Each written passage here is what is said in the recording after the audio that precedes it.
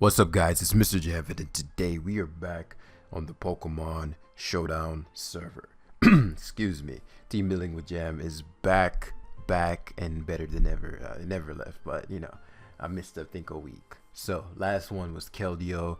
That team killed it. Obviously, the flaws, and again, guys, all these teams are gonna have flaws. You already know that. We've gone through this. But if you're newer to the channel, welcome. I know a lot of you guys may have came from Joey. And so today we're going to be doing a team building with Jam episode where I team build live, and you can build a team if you'd like as well, following these six steps. You can tell it's been a while. Following these 6 steps to build a team.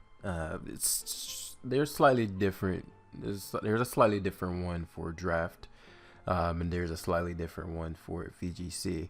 I'm going to be having Zazo on, the Draft League Master, to team build with me as well. So look forward to that for all you draft players, because I know a lot of you guys would love some help in that department. So the Academy provides, and let's hop on into the Mon of the day. And so step number 1 always is to identify the goal. So the team must have a goal in mind.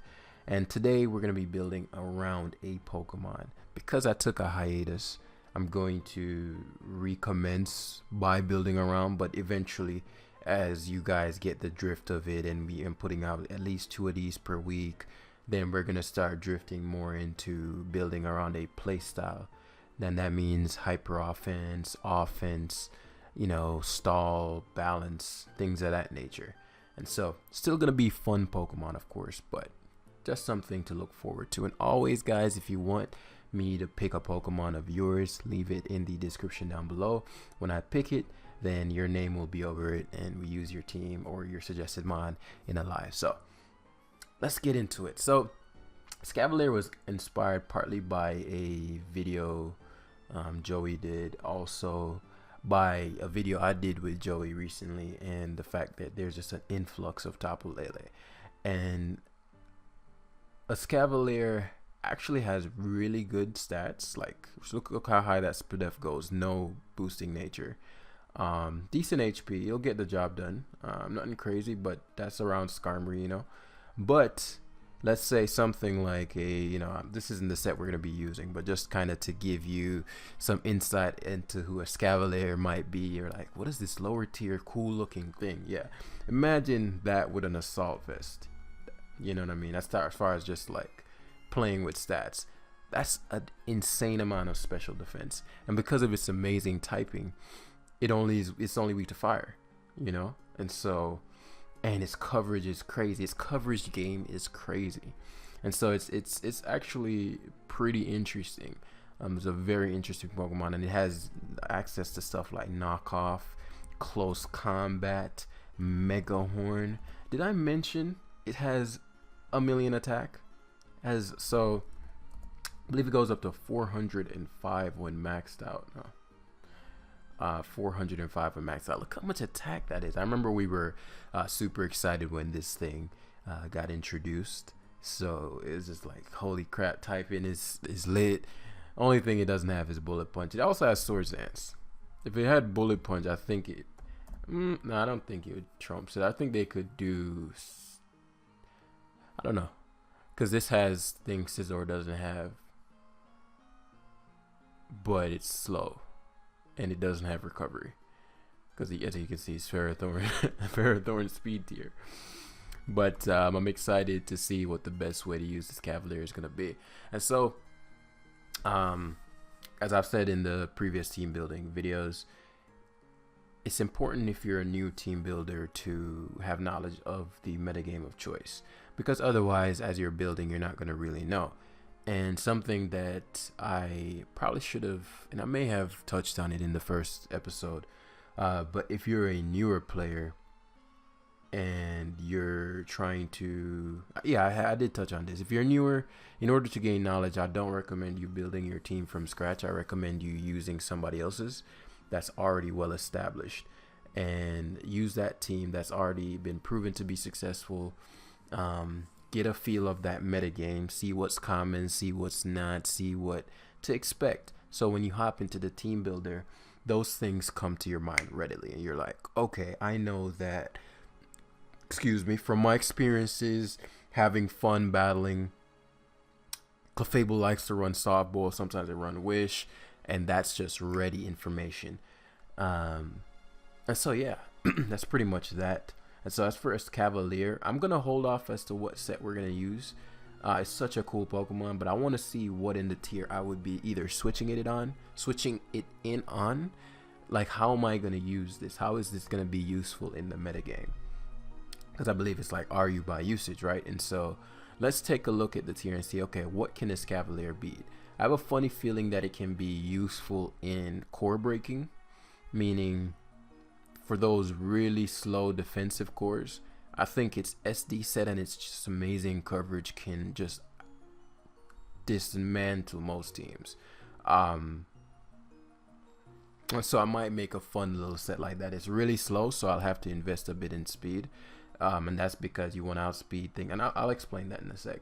But let's take a look first, one step at a time, at what we have here. So if you notice, step number 1 is identify your goal, build around Escavalier. Step number 2 is to check what Pokemon or common strategies would stop your goal. Now, my goal currently is somewhat shallow. It's just to use it.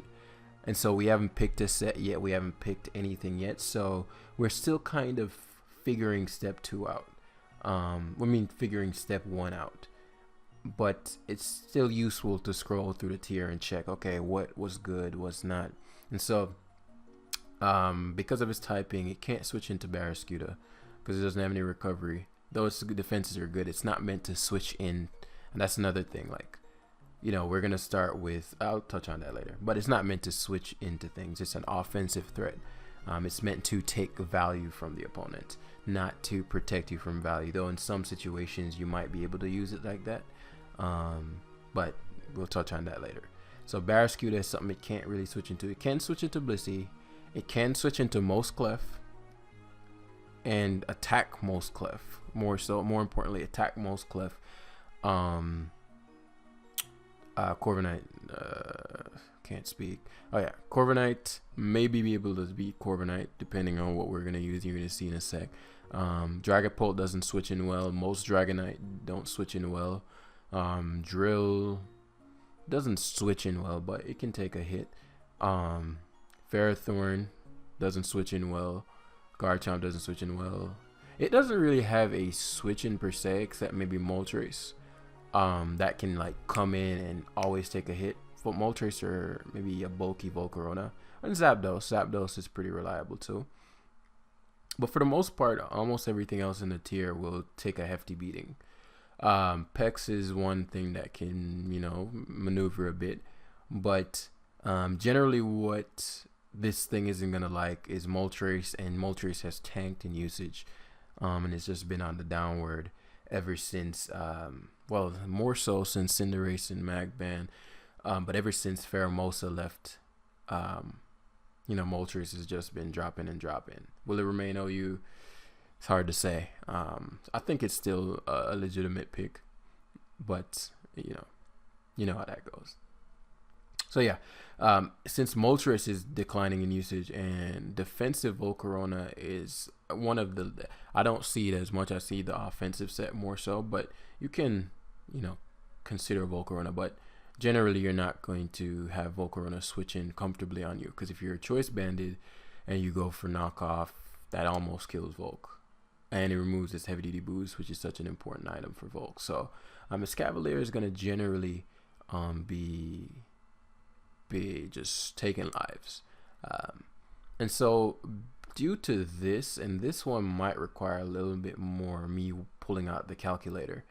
I'm already 9 minutes in. Wow. I'm thinking of using a unique Swords Dance Wall Breaker set. And whenever you're doing things like these, because it's gonna be important to take note of what speed tiers you want to outspeed. Like, so what defensive Pokemon, a wall breaker in this case, something that breaks walls. It's something that takes a lot of value from a defensive core, or most defensive cores that you can find in a metagame.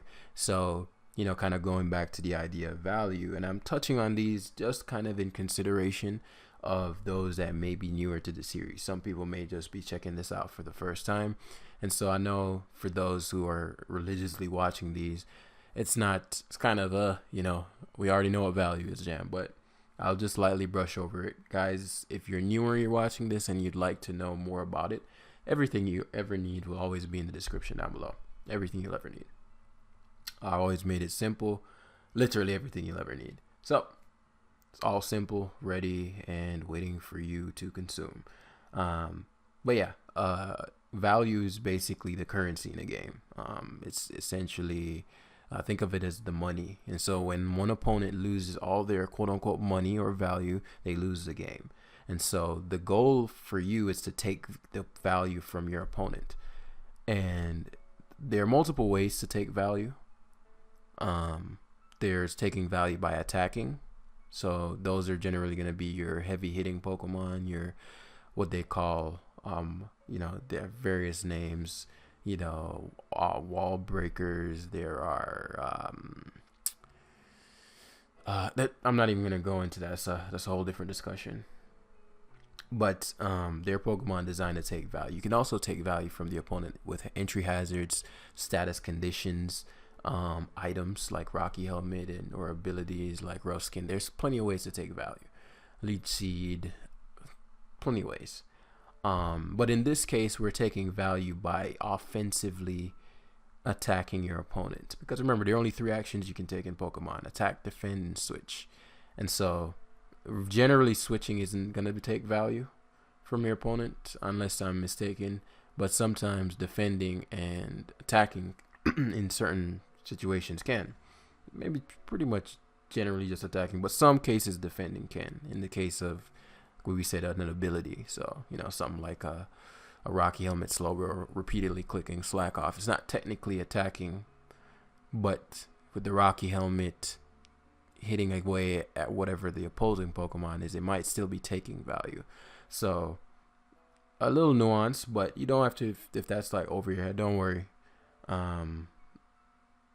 All will be as the series, continually watch the series, subscribe if you haven't yet. All this will become very, very easy for you. And so I'm gonna check how fast it can get. So with max speed, it gets up to 139, which means it never outspeeds Clefable. So that's not something I'll ever be able to beat. I'm checking Hippowdon speeds here, which is 130. So it can't outspeed a Hippowdon, assuming we Swords Dance, right? And so the goal with a wall breaker is, after you've Swords Dance, you want to be able to kill. Go for kills. And you want to ensure that it has ideally the best coverage options possible. Meaning it can hit the vast majority of the things that will come in attempts to check it. And so there's a plethora of options. The majority of the bulky Pokemon in the tier that it could beat are Toxapex, Swampert, Slowbro, Galar, and both Slowbros. Mandibuzz runs foul play, so you want to be careful of Mandibuzz. Depending on the team, it could be Landorus as well. Hippowdon, it can potentially muscle pass. Can definitely muscle pass Ferrothorn. Can definitely muscle pass Clefable and Corviknight. And so, since it's never outspeeding Clefable, if the Clefable is carrying the fire move, you're always gonna switch, even if you can technically stay in it. The only time you'll stay in is if it can't really harm you, in which case it doesn't matter if if you don't have Iron Head, for example. Excuse me. Which is something I was considering placing on this set, whether it be Iron Head or Mega Horn, whichever one provides more coverage. But looking at this, I think Mega Horn might be slightly better than Iron Head. And so as a rough draft, I'm thinking coverage wise, something like this should was it Drill Run? Mega Horn Drill Run. There was another, was it Knockoff? Was it in my head? It might have been CC there. But with Drill Run, because what Drill Run allows for you to hit pecs. You could kind of commit to Knockoff and say, okay, well, I'm just gonna 2-hit KO the Toxapex. But with Haze variants, Drill Run puts just a little more pressure and stuff like Melmetal. Like Drill Run allows you to hit Melmetal and Heatran and Pex in one. Whereas if I were gonna hit if I ran close combat, that would allow me to hit Melmetal and Heatran, even though it does less to Tran than Drill Run, but it will leave a little bit of wiggle room for Pex, which I think is gonna be far more problematic than Ferrothorn, because Ferrothorn can't harm you. You get +2. You might even one shot or get some damage. Knockoff, maybe. Knockoff is excellent for Corviknight. That's what I was like, there's a reason I put Knockoff here. Knockoff is excellent utility wise, especially if they do have a Moltres and you're like, okay, I want your item gone. But Mega Horn also assists with those pesky Swamperts, right? So you're able to do the maximal damage with Swampert speed tier to things like Swampert 150 way too fast. And again, that's the downside for all this bulk. The max you can hit is 130. Like if I wanted to outspeed Hippowdon, that's a lot of speed. So it's just a question of whether or not I feel like that speed is worth the investment. I definitely need to outspeed like a Toxapex, and some of them speed creeps. So I think 110 would be around a safe pick. And so speed tiers, that's something I need to introduce to you guys as well, but hopefully I remember to link that. And this how much attack I give it is gonna be based on when I Swords Dance and get to +2, what Pokemon do I want to be able to one-hit KO, right? So the upside of something like speed, enough speed to outspeed Hippowdon is that you kill it before it does a lot of damage. Like it doesn't get to do very much before it gets battered. So it may get one Earthquake off or one high horsepower off by the time you knock it out with +2 Mega Horn. And I'll have to test that a little bit more to see if it's worth the speed, if that situation arises enough to where it's justified, or is that bit of bulk more valuable, because I doubt I'll need maximum attack. But just as a test set, we're gonna put it max attack. We're going for the utmost of damage, but there's probably a slightly better spread. But I'm already 18 minutes in and I haven't even started the other thing. So okay, so we've kind of made a rough draft set of what we're trying to do. And so if that's the ESCAVALIER that we're trying to build around, it's a wall breaker set. Its goal is to help us remove the bulkier Pokemon or break down bulkier cores, really core disrupt. And that means generally when people build, and we're gonna do a version of that in this one, they'll split a team in half. One half of the team, could be 3 Pokemon, could be 4, but just for ease of understanding, half of the team. And with that half of the team, the goal is to take Valley. So that's known as your offensive core. And the other half is your defensive core, to protect you from losing value, protect you from your opponent's value takers, from your opponent's offensive core. All that means the same thing. I just want to say it in different ways so that, for that person, if I can reach one person and it clicks for them, because a lot of people in the academy have been going crazy with the team building, and I love it. If I can hit one person, they're like, oh shit, Jam, that video did it for me, then the video was worth the time.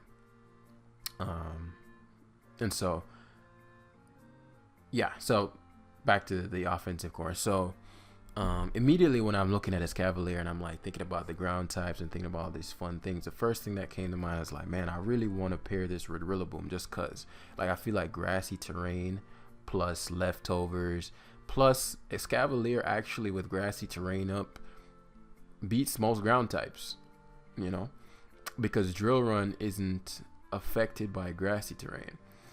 And so with his high attack stat, it's technically resists ground when grassy terrain is up.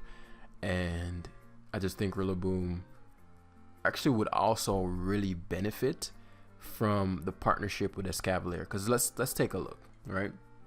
What are some common switch-ins to Rillaboom? Corviknight, some Dragonites if it's defensive, certainly. Things that can generally always beat Rillaboom: Moltres, Mandibuzz, Volcarona, Torn. You know, Torn is negligible, but just kind of a general thing. And so, with that being said, Rillaboom, Escavalier lures and really hammers at a lot of the same things that Rillaboom struggles with.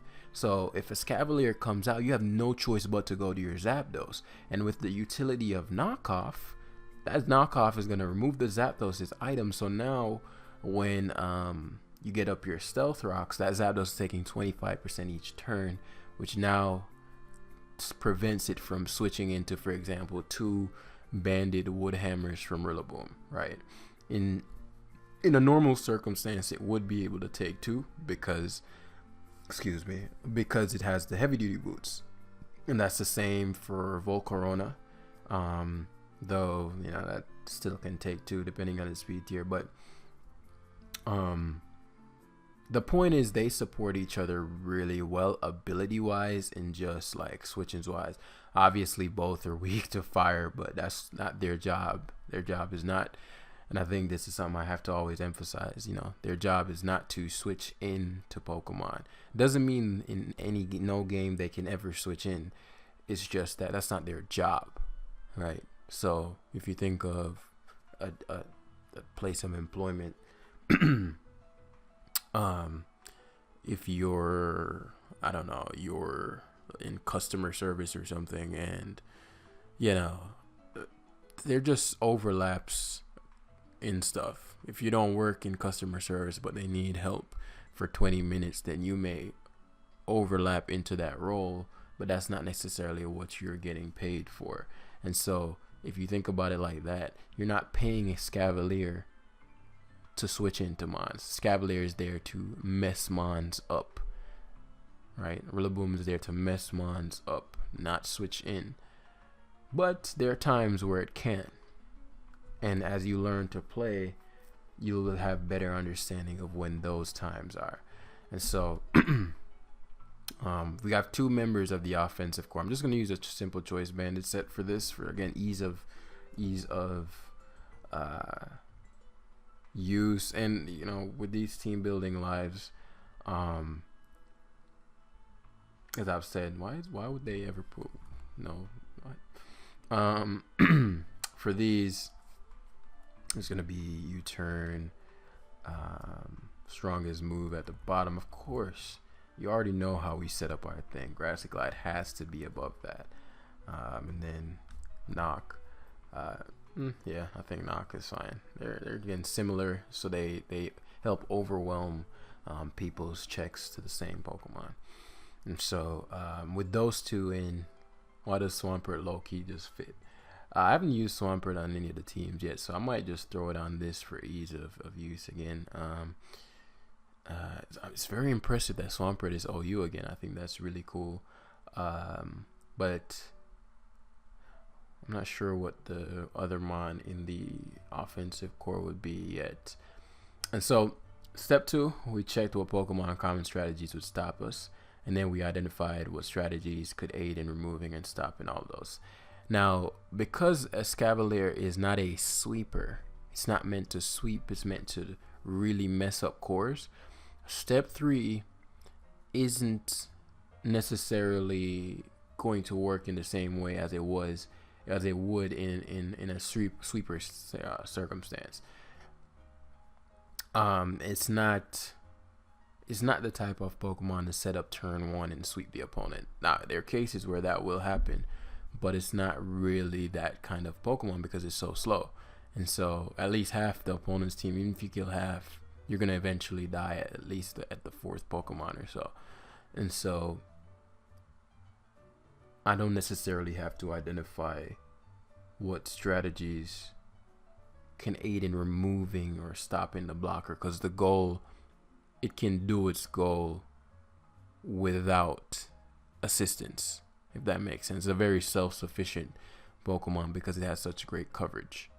So no matter what wall you bring in, it will probably be 1v1 it. And I know this spread doesn't really hit Clefable very hard, but as I said before, Clef can't harm you. And so you can just sit and set up all day. Not because it resists Mega Horn means it takes it well. +2 Mega Horn easily 2-hit KOs. And what is he gonna do? Moonblast? Even if you had Iron Head here to super effectively hit it, if it has Flamethrower, you're gonna get hit first anyway.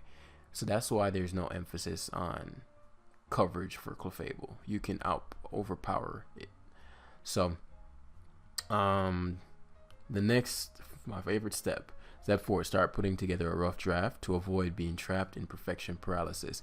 And this has helped so many people because the perfection paralysis, especially if you love team building, is going to, that'll get you. That will get you. And so here, Escavalier. I want Escavalier to support something else, like a setup sweeper. Like these two help remove a lot of Zapdoses, a lot of Moltres, a lot of Volcaronas. So what's a cool mon that would really benefit from those two being overwhelmed in such a manner? And it might not be OU, right? It could be something else. You know, it helps remove Pex to a degree. This is okay. Do I care about Volcare? No. I mean, kind of. Toxapex. The overwhelmed Pex. Lure out Zapdos. What Pokemon would benefit really well from that?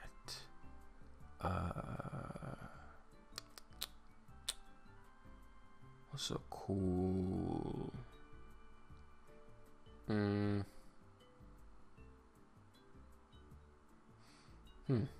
Maybe a lower tier mon. I don't know. Maybe something cool. What about Ozu? I haven't seen an Ozu in a while. Why? Well, Lele is back on the rage. It's a cool mon that would benefit from that. Might have to pause on that one. I feel like some people are probably like, "Damn, use blank blank blank. Use blank blank blank." I mean, those could be good. I just have to brainstorm a little bit.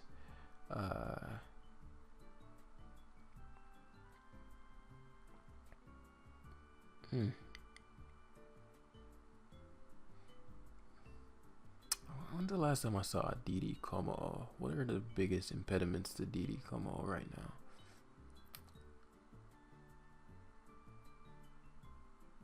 Like, I could see DD Como doing something. DD Como doesn't like who? DD Como. I feel like that's a sleeper mon. Like, I think DD Como could low-key really run up on this tier. But we'll hold off on that for now. And we'll throw together a defensive course. Since Swampert's already here, I'm just going to use it. I'm going to use it. Classic. I wonder if Spadef is even the best variant of Swampert right now. Spadef allows you to better handle Tran. Lecky never does anything. Lecky never does anything. I I guess I can't. Yeah, I can't see too much that the defensive variant would be a definite answer to. So very and then obviously this enjoys the support from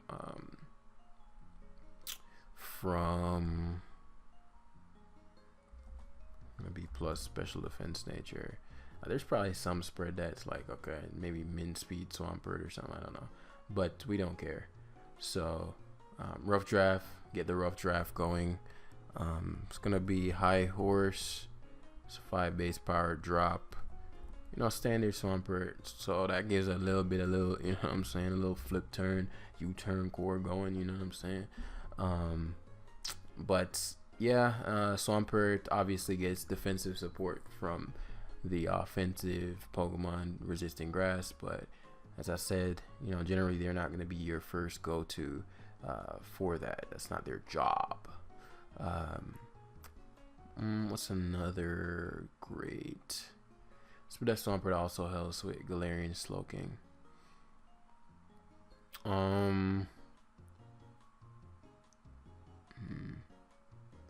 Swampert, what does Swampert even struggle with these days? Quite a few. I want some speed on this. I guess I could just add another heavy hitter and add some speed. I don't know. I think Specs Polt. You know, I'm feeling that. Something that is mad slept on right now. Something that is mad slept on right now is, and I think it will definitely rise back up in usage, is Specs Hex. And I've been meaning to build a team around that for a while, like an actual team, like where I actually try. But I think Specs Polt is a good. So and oh, this is good because my viewers tend to like more momentum-y style of teams. And I like to build a more momenty style of team for ease of use. And since Magearna isn't around anymore, you know, Hex obviously, Fire Blast isn't as necessary. I mean, it's good, but and so obviously now we're gonna have to have status. The Hex is gonna come up big versus the Clefs, because 9 times out of 10 you're gonna be clicking Shadow Ball, but versus the Clefs, the Hex is gonna come up big, because they're probably not gonna expect you to be Specs Hex. And so with that being said, we're now gonna have to figure out a way to get some status. We already have one in Swampert Toxicking, which, you know, will likely be the case if there is a what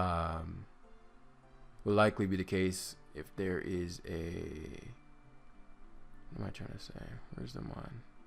If there's a Clef. Clef will generally switch into that. Swampert support. What are some good statusers? And so we're now working on the defensive core to support Swampert. Let me think. Future Sight plus would a better mind be like Slow Bro or Slow King plus nope, can't get trapped in perfection paralysis. I'm thinking how Future Sight would commingle with Escavalier and Dragapult. Yeah, I could tailor it to where it does do more than I expect. Meaning, like currently, like a lot of the Future Sight, Rillaboom plus Future Sight, unless it's Mandibuzz, is pretty problematic. And with this Pult set, we can overwhelm Mandibuzz a lot. I'm just thinking about, like, since we added Hex Pult, what's a good statuser that would, you know, I'm not the biggest fan of Thunderwave, but might have to do it.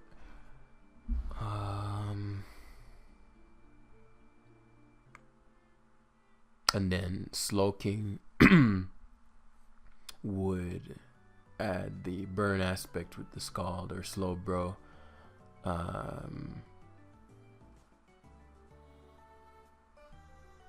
Let's see, like a basic Corv, add another U-turn factor. This might be a very momentous team. I really don't want to put the wave on here.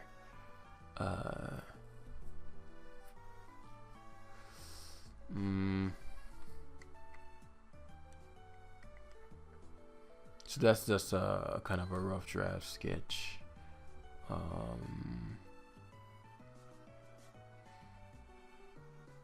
We should be able to handle most things. And you know, T-Wave's an option. Thunder Wave matters because of what Clef lures in. So Clef tends to learn stuff like Pex, and Thunder Wave would help there. Clef tends to learn stuff like Galarian Slowking. Thunder Wave would help there. Clef tends to learn stuff like Mel, with Thunder Wave would help versus that. Clef tends to learn Tran, which would open us up to Hex. So I'm gonna just rough draft. This is gonna be our rough draft here. I'm a little more water weak than I'd like to be, but I think if push comes to shove, the perk can be swapped around to a straight up water immunity. I mean resist, not immunity. There are just so many things that can be changed, as with every team. And so I'm thinking maybe a Wish, Soft Boil support, Thunder Wave. Oh my god, I'm literally only using Thunder Wave for you guys because I would never use Thunder Wave. You're probably like, Jam, what's wrong with Thunder Wave? Thunder Wave Clef. If there was a time back in the day in Oras, which was the last metagame where I really played a lot, where I was big in tournaments and really active in that scene. And Thunder Wave Clef, when Thunder Wave was 100% accurate back in the day and all that, was a demon. And so max defense Clef even the best set. They're just gonna, I think with Corviknight pairing, I think it'll be fine. And so again, Thunder Wave assists here because and Heal Bell could work too. If you don't want to run Wish and Soft Boil to support the Swampert, because Swampert is getting support from terrain, and it's getting support from terrain. So if for Tran, for example, if Tran manages to Toxic you, you could or you could just take T-Wave off, or you could just not run Hexpult and run Thunderbolt. That way you can super effectively connect, or so that Corviknight isn't as big a problem. Like a bulk up Corviknight would be a real issue, but if you have a Fire Blast variant, then it wouldn't be. So there's just a variation of things that you can do with any team. But it's already 38 minutes in, and I'm starting to believe it's impossible for me to get this below 40 minutes. But that's going to be our rough draft. And so if you notice, step 5 says refine the rough draft, which is what I was doing just now. And Spadef Corviknight's just the best set right now with Lele and Spexcurum on the Rage. Yeah, definitely need that. Brave Bird is also better, and U-turn, Brave Bird. Iron Head has some utility too, but I find in most cases it's just a little nicer to have Brave Bird. You want to be careful of Volk. There's some things I could do with this, but that's it's gonna be our rough draft. So our offensive course involves my boy Teabag, Rilla, and Polt, and defensive course Swampert, Corviknight, and Clefable. That'll cover most things. You wiggle around with some other things. And I think with Wish support plus Swampert plus Escav, there's a lot of longevity. That's going to be going down. And so yeah, that's where we're going to end the Team Building with Jam episode today. And remember step 6, guys, you're generally going to forget something. So use the team on the ladder and see what you may be struggling with. And that's actually something I forgot to tell you guys in the beginning of the video, guys. So, you know, in every video, every situation, everything, you always hear me saying losing is good. So, decided to put it on a shirt. Now, not the biggest merch guy, you know, I rarely ever, I think maybe twice since I've ever done YouTube. But this is something that I've been getting a lot of PMs about. And just how losing is good is transitioning. Obviously, it's meant to help your mindset within the game, but it's transitioning beyond that, and it's helping more in helping people deal with anxiety and dealing with fears and all that stuff. And so I wanted one, and that's actually how this came about. I'm like, man, I'd wear, because I work out a lot, so I wanted a losing is good tank top for the gym, you know, show the guns, you know what I'm saying? Nah, but, and a poster for my room or my new office when I move. And so I'm like, you know, who's to say? Maybe other people want that kind of physical representation of no matter what, I'm not giving in to fear. I'm a hop in. There's nothing to lose because losing is good. Right. And so the link will be in the description as we get free from fear. And yeah, this one hit me different. And I think there are a lot of good things at the other end of this. So pick yours up while you can. Losing is good is now live. And yeah, thanks for watching, guys, and I'll see you in the next one. Peace.